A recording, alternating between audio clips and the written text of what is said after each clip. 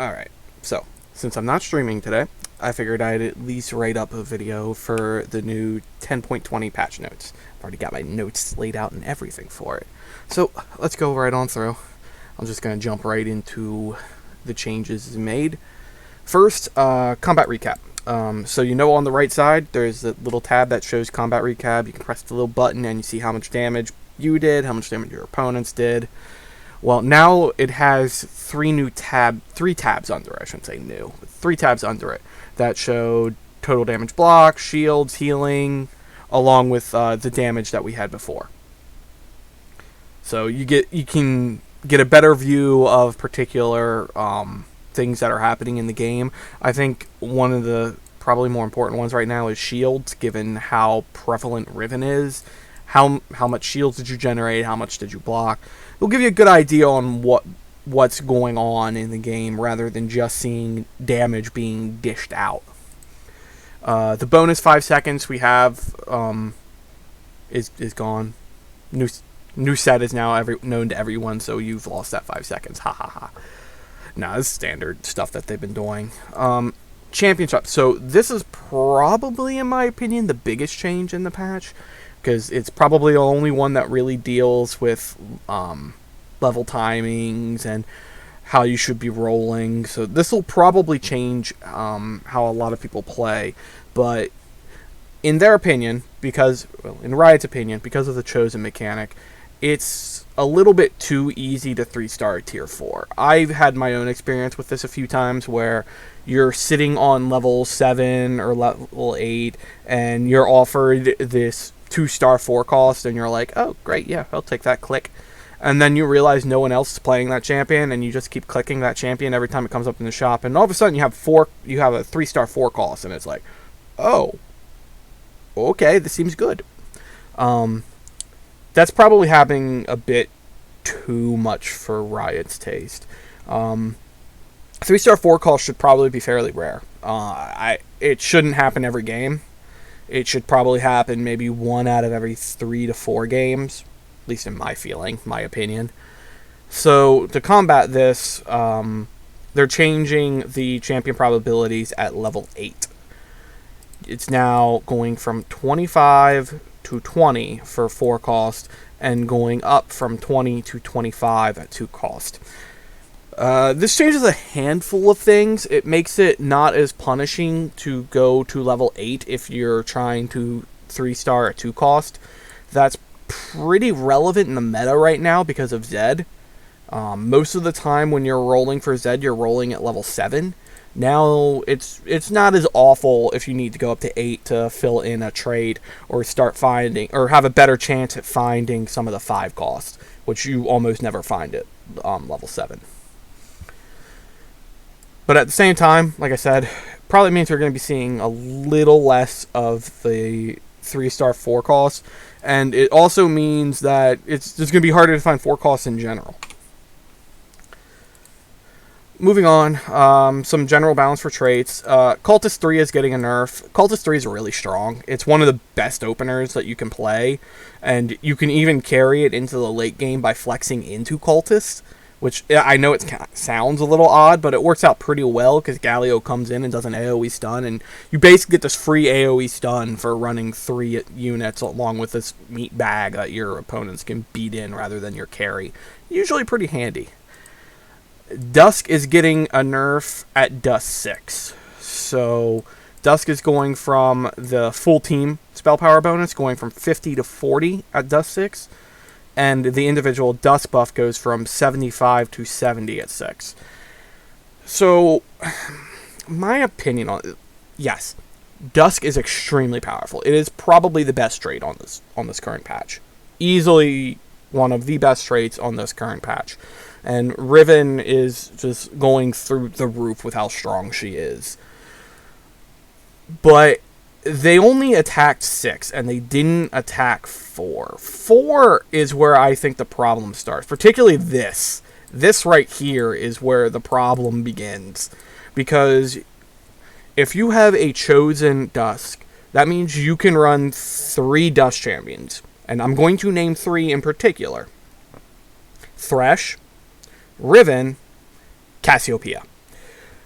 If you have one of those three as a Dusk chosen, you will run those three in pretty much any comp you play. It is that easy to play Dusk.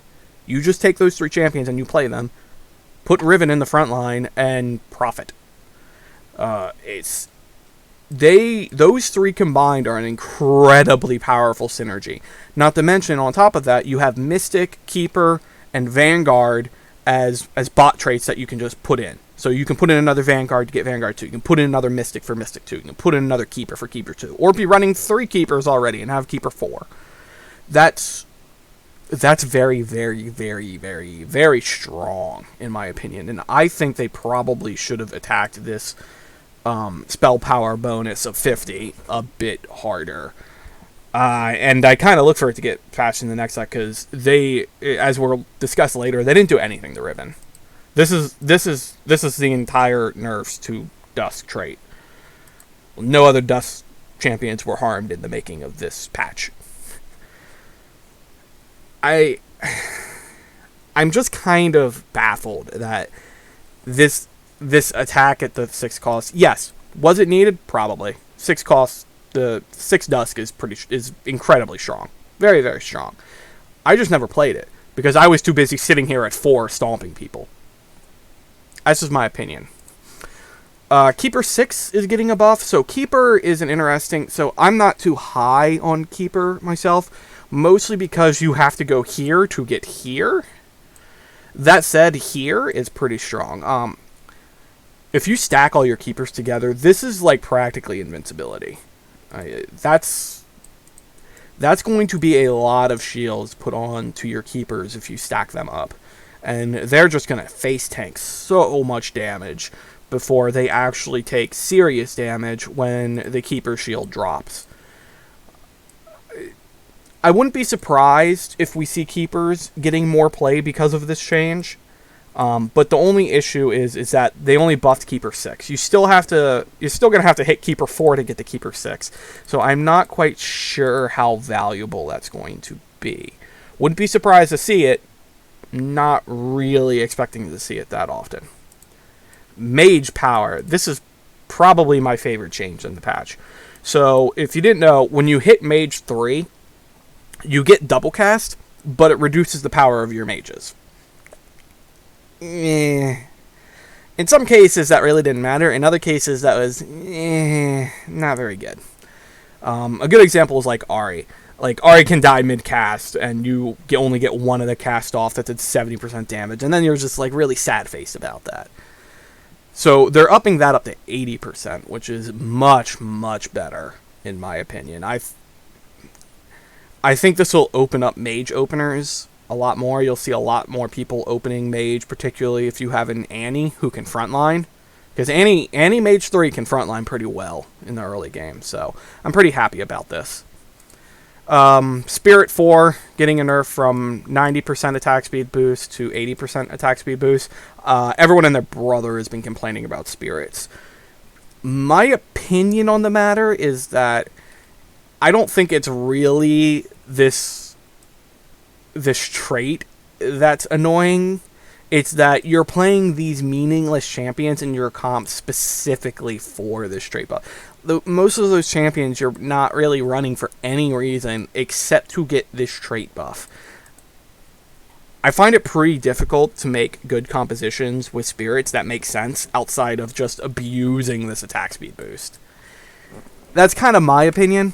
I'd feel a little more comfortable with spirits if there was a more sensical synergy that you would be playing, but you're really not. You're just playing spirits as fodder to get this attack speed boost for whatever your composition is.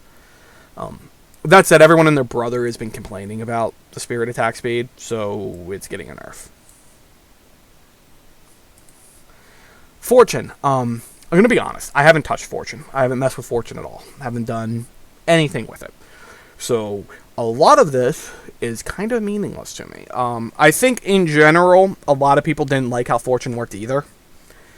Particularly the all gold drops.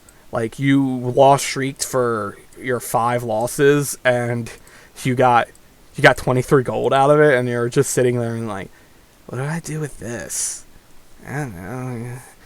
You're usually looking for more items, so that way you can throw them on a carry, get multiple carries online, and just kind of run out from there. But like I said, I haven't messed with Fortune, so I'm not quite sure how this all works out in the end, but it was pretty clear it needed to change and be a little better for people to even test it out, because I don't think many people have even tested it out, like me. Champions. Bunch of minor champion changes. So, Diana at level 1 and level... Well, I shouldn't say level 1. At 1-star and 2-star, getting an extra orb. No changes to 3-star and 4-star. That's probably appropriate. Diana is actually pretty weak to open with, and it can become problematic when you're trying to do a Moonlight opener and you just don't have enough Dianas to get up to 3-star, and you're sitting on these 2-star, 1-star variants that like don't do anything. So you're loss streaking when you're playing Moonlight, and you need to be win streaking. Lusandra, pretty much the same deal. Lusandra is really kind of meh. I'm not gonna say really weak, but kind of meh in the opening of the game. So they buffed her 1-star and 2-star as well here, as you can see as I highlight. Nami, this one I want to circle because this one's kind of interesting.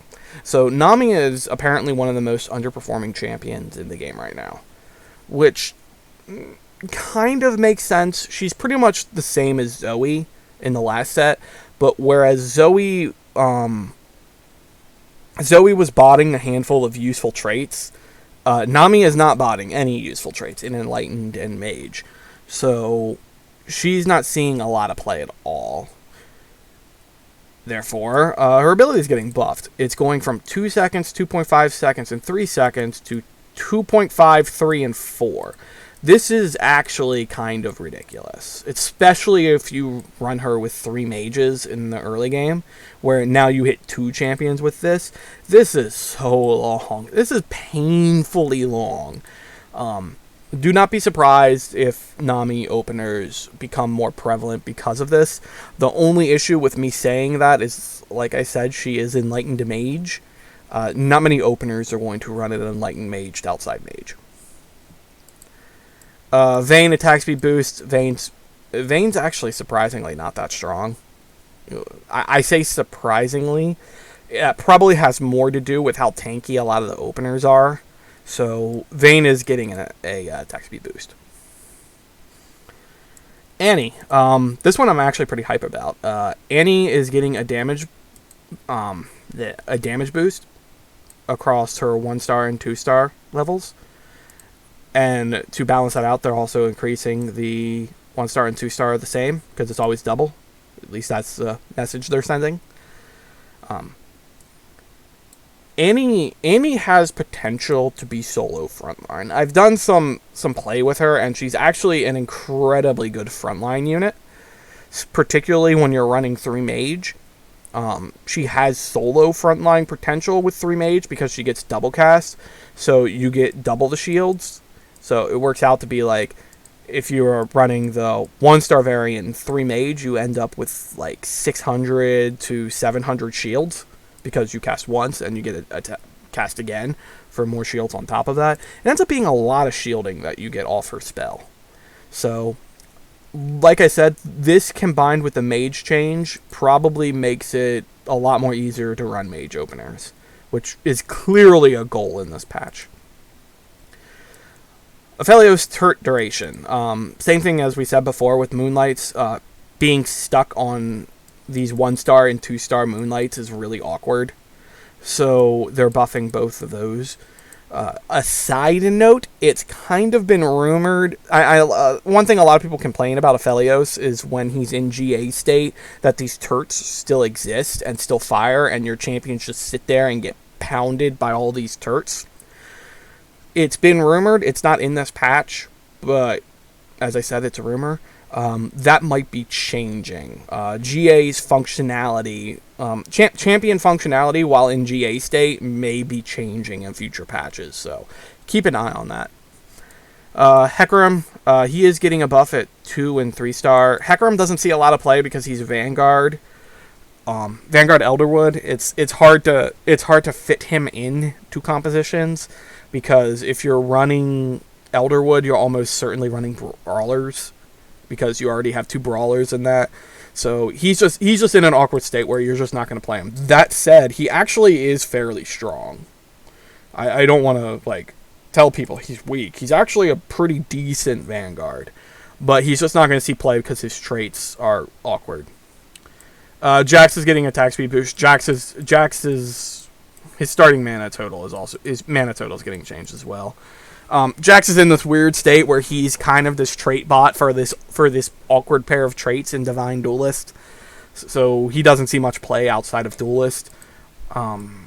I don't think this changes that, but it does make him a little bit stronger if you want to play him to bot those 2 traits in the early game. He shouldn't last long into the late game. That said, this mana total is actually kind of low for how long his ability lasts. So he could see more play if you just need to play that opener. Jinx spell is now an actual spell instead of an auto attack OS. So this has come up quite a bit in talks about this patch. The way Jinx works, or worked, I should say, when Jinx's mana bar filled up, she was ready to cast her spell. She then replaced her auto attack with her spell attack. Now, it didn't count as an auto attack, it was just a replacement of an auto attack, where she would fire her rocket, it would boom boom over things, and then she'd go back to auto attacking. It was just an auto attack override. It would just replace that auto attack. Now it's an actual spell. What does this mean? This means that when her mana is full, instead of waiting for the next auto attack, she will instantly cast her spell. And then she will wait, because there is a delay between casting of spells and performing auto attacks. She will wait that amount of time before doing her auto attacks again. What does this mean? This essentially is a nerf. It may sound like it was a buff when I said that spell comes out instantly, but it's a nerf because of that delay. Because of that delay, a lot of the Sojourn's Rageblade combos that people have been using, you're not getting that Rageblade attack during that time. Your attack speed is blocked by the fact that you are not attacking. So, essentially, it's going to take longer for her to do her ults because of this. It is a nerf. It is a minor nerf. But what in my opinion is kind of more important about it is that it makes more logical sense. This was always kind of awkward, and I thought they might change this at some point. It probably would have been different if it functioned like Zed, where it was you have to do X amount of auto attacks and then this happens. Instead, they had a mana pool on her, and it just got really awkward. So they're changing that to be an actual spell. Okay, kind of weird, but it makes sense in the end. Xinjiao is having a similar change. Also, his mana total is going down to 30, which I didn't realize, and kind of mind-numbing how low that is. So, Xinjiao originally, his attack was a magic attack, so you had to use Gunblade to get heals.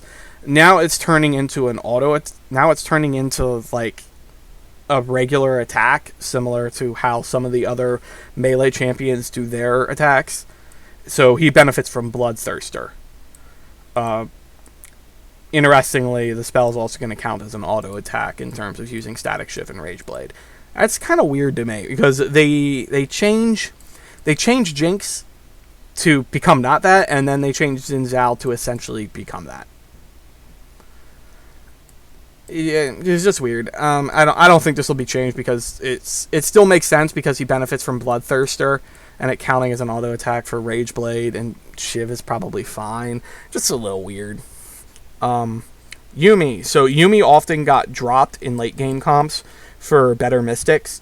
So I that's what I believe. She didn't play very much into the late game unless you just used her to bot Mystic or Spirit. It's not that Yumi was bad. In fact, Yumi's actually pretty good. But people just never bothered to go 3-star with her. So they're buffing up her at 3-star. Vanguard new targeting priority. Yay, I love targeting priority changes. Vanguard now targets lowest current health instead of lowest health percent. So this means you no longer blow up a brawler with infinity HP because they were a lower percent than something with 5 HP. Yay! Good change. Makes it far more likely that Vanguard is going to kill something and get the all-important spell power bonus he gets off kills. Great change. I love it. I'm happy. At the same time, they're nerfing his 3-star because they read the patch notes as well and realize that they're buffing up mages pretty hard this patch, and they think Vanguard 3 might be a little bit overpowered. And looking at the numbers, they're probably right. This is probably a good preemptive nerf coming. Mostly because of this part, the spell power gain. At 3-star, he gained 5 spell power per kill, which is it blows my mind. They're reducing that to 4, which is probably a little bit better. I really like Vanguard on this next patch. I've been kind of pushing that Mage is going to be a good opener. I don't know if Mage is going to be a good end game, and I'm not quite sure what the composition looks like. My expectation is that we're just going to run Mage Dusk, because that's the way this patch has been, is that Dusk is incredibly strong and you should be playing Dusk. But I wouldn't be surprised to see Mage Dusk getting play. I would probably expect Vanguard to be the main carry in that comp. So play more Mage openers to get more mages. Tier 4, Riven. So Riven, unlike what I said before, Riven's kind of getting a nerf. However, the nerf is only at 3-star. I think in general, the thought was that if you hit Riven 3, it was usually a free win if you had a QSS on her. I say that because if you didn't have a QSS on, the way this meta on this patch has been is that if you don't have QSS on your carry, it dies and you don't win. So Riven is getting a nerf at 3 cost because Riven's just too strong. I don't think this is actually going to do that much, mostly because Riven 2 is still incredibly strong. There are no changes here to Riven 2. Shen gets a whole shitload of buffs. My opinion on Shen. Shen doesn't have a home. A lot of people just play him to kind of bot trades. But Shen does have potential to solo frontline. Solo frontline is something that seems to be pretty strong this patch, and a lot of people have been doing, particularly with Riven. In my opinion, Shen can do the same thing, but there's one problem with Shen. Shen does not gain mana while he still has his dash shield.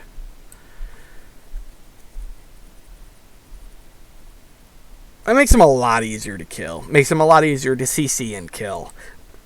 I like these changes. I think you can still play him in your comp and even play him as solo frontline. But unless they change that he can gain mana while he still has this dash shield, I don't see this doing too much. That said, he is better. He's also generally the solo front. The only build he actually solo frontlines in, though, is Enlightened. And he's kind of just a flex in a lot of other compositions. I like him. I don't think this is going to have a significant amount of change in the meta, but it does make the Enlightened build a little bit stronger in that he can better solo frontline. Would be better, though, if they got rid of that mana block while he had the shield. Tier 5 changes. Lee Sin total mana goes from 50 to 40. 40. That's wild. You put a blue buff on this guy and he's going to be ripping stuff off the map all over the place. This is probably the Lee Sin buff I was looking for. His traits are still a bit awkward, but this is probably the perfect change to make him more playable. Set. So we all knew Set nerfs were coming, because Set, outside of Riven, Set was probably the second strongest champion in the game. So the thought so my thought would have been just straight nerfs to Set 2. Set 2 kind of obliterates everything. But Riot kind of saw it a bit differently and thought that the problem was probably more that he was ulting too much. That he was getting off 3 to 4 ults a battle, which is true, mostly because he was a brawler. So he had infinity HP, took a huge beating, generated a crapload of mana, would ult twice, go back, do his sit-ups, come back, ult again, and wipe the board. So the thought at Riot seems to be that they just want him to ult less. Ult maybe 2 times round, rather than 3 to 4 times. That's probably an appropriate change to be making, considering how strong Set's ult is. But I still think he's probably the strongest 5 cost, in that it just is so much. He has so much stats at Set 2. I kind of expected a Set 2 nerf. This is fine, but doesn't change the problem that Set 2 is way too strong. Ioni max total mana going from 100 to 80. I don't usually see him seeing much play. He's awkwardly traded. Xylan can no longer cast ults on himself. Good change, because people were doing obnoxious things with Xylan. People were basically like frontlining Xylan, letting him be attacked, so that way he would ult on himself, die, and as he was in his own GA state, he still took up that hex. So you couldn't walk in to get to the back line. You just ended up having to attack whatever was beside him. So he ended up being this really weird unit that you can put in these bizarre positions, because he would ult himself, get de-aggroed, and you'd be attacking something else rather than him, who you probably wanted dead. This is a good change, because you could also get some really bizarre recursion states with Xylan. This just fixes a lot of problems. I don't think it's really that much of a nerf, because Xylan's ult is so strong. But this is kind of a bug fix to weird fights that could happen when Xylan started ulting on himself. Item changes. No one plays Luden. We're buffing Luden. Off the top of my head, the only champion I've ever run Ludens on is Akali, which was really good, because Akali has a stupid low mana cost. But, yeah, I don't expect changes here. This should be strong in the early game, but there's not a lot of good early game champions that you'd want to put Ludens on, nor is there anything in the end game you'd expect Ludens to be carrying with. So this is just an awkward item to make. Shiv getting a boost in damage. If Shiv's not being played with Ashe, I don't know how you play Shiv, so they're going to have to keep boosting the damage until Shiv becomes better than Giant Slayer on Ashe. That's just the point it's at. Sunfire Cape, burn damage cadence.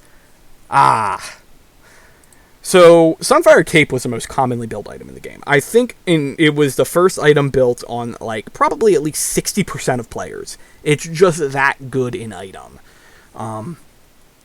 This nerf probably will not change that, but it definitely makes it a worse item. Sunfire Cape's just an incredibly strong item. It gives so much stats. It gives this Morello burn. It's actually kind of ridiculous. That said, this change the time is going to make positioning a bit more interesting. So we used to not really care. You kind of just didn't really care about Sunfire Cape, because there was just nothing you could do. It's just going to burn your whole team at some point. But now that it's down to, up to 2 seconds, you can now, like, stick one champion in the front to eat the Sunfire Cape, and then keep everything away from the Sunfire Cape, and miss these cadences that come up every 2 seconds. So you can skip maybe the first 2 or 3 times that Sunfire Cape tried to burn something. This is kind of just an idea to keep in mind when you're playing against Sunfire Cape now. You couldn't do this when it was 1 second, but now that it's up to 2 seconds, you can kind of think about this in terms of positioning on avoiding the shitloads of damage that Sunfire Cape can do. Alright, bug fixes. Aphelio's turrets now die instead of lingering for 0.24 seconds. I'm not going to rage about that, because plenty of people have raged for me. Set will no longer walk back on stage and disappeared and knocked out by Lisandra. I've never seen it, but it sounds funny. Ioni can now ult when disarmed. This is a big one. Thresh, Warwick, and Xinjiao click boxes have been extended vertically to represent the size of the unit. So, I noticed this myself when I tried to grab the units or drop items onto these particular three. Their hitboxes were weird. You just kind of miss them, and you'd like click multiple times and nothing would happen, and I'd just be really confused. So their hitboxes have been fixed. Yay! Nami CC no longer overrides knock-up effects. Yeah, I've seen that happen before. It's kind of a minor change.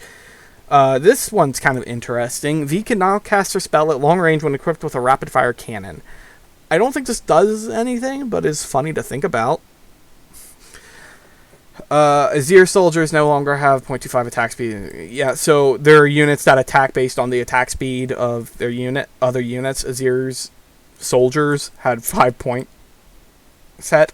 That's been lowered, just significantly lowered to be practically 0, so they won't be targeted by those abilities. And Lee Sin no longer knocks out units who are immune to CC. Okay. Let's scroll up to overall faults here. The big thing is that while Dusk 6 was nerfed, Dusk 4 was untouched. So you're still going to see a shitload of Dusk play. I think you're just going to see endless amounts of Dusk 4, because I play endless amounts of Dusk 4, and it is very, very good. The key is just making sure you get your Riven, and getting up to Riven 2. And now you just have your solo frontline, and you just trash everything with your backline. Mage is getting a whole bunch of nerfs across a lot of its champions. I expect Mage 3 to be played a lot more. A lot more. Lots and lots more. Probably with a Vanguard carry. The real question is, will anyone ever go up to Mage 6? And my opinion, probably not. I think it's just going to be... I think probably Mage 3 plus Dusk 4 is better than Mage 6. That's my opinion. And that's what I kind of expect to see out of the game. So, in the future, what do I expect to see in terms of patches and nerfs? I expect to see Dusk 4 get nerfed again. Set might get a nerf. I don't know. We'll have to see how this mana change impacts him. And that's probably about it. I probably don't have too much else to add here. I actually can't wait to play this patch because, like I said, being able to play Mage just opens up the game so much more. Especially in the opening of the game, where you're kind of just stuck playing 2 Brawlers or 2 Vanguards and some carry. So, I'll be playing on Friday, probably. So I'll see some of you there. Peace.